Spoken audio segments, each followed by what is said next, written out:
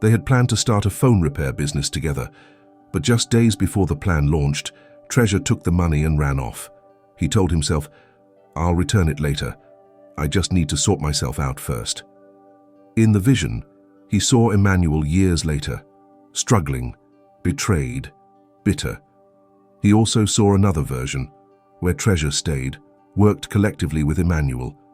They built a very successful tech company that empowered so many youths. The images twisted.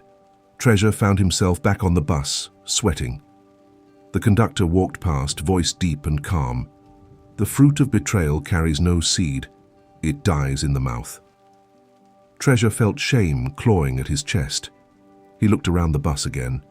Each passenger now seemed more real.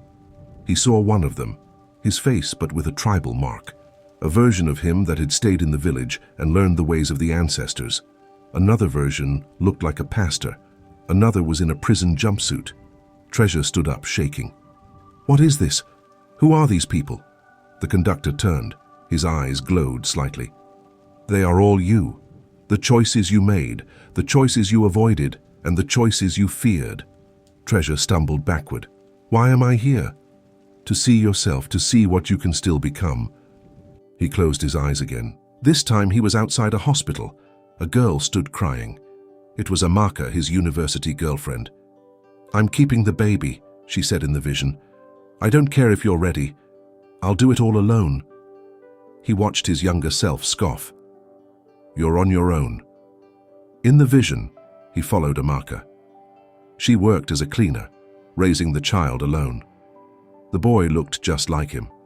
Then, in another version, Treasure was with Amaka, working, supporting her, becoming a father, and building a simple, joyful family. Tears rolled down his face immediately the vision ended. The conductor handed him a small, old rattle. It was titled, "A Father's Heart Echoes in His Son's Silence." Treasure clutched the rattle and asked, "Is it too late? Only the sun knows when it will rise, but the cock must crow before then."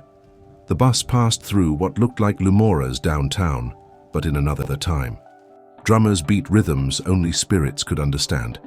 People wore white wrappers and beads. Faces glowed with energy. Ancestral spirits walked openly. Some pointed at the bus, others bowed. A large statue of a woman made of wind stood in the distance. Treasure felt it was watching him. "She is Emma Azu, the spirit of choice," the conductor said. "She has watched you since your first breath." Suddenly, the bus shook violently. A scream echoed immediately.